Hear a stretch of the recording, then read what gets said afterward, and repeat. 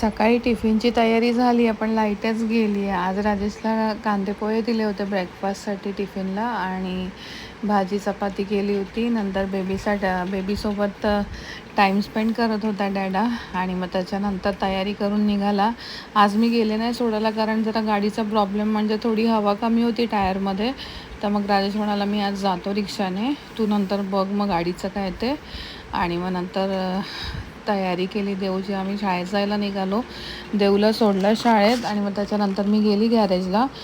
गॅरेजच्या मुलाने चेक केलं तर काही नव्हतं, म्हणजे हवाच कमी होती टायरमध्ये. आणि मग निघाले, मठात आले, माऊलीचं दर्शन घेतलं.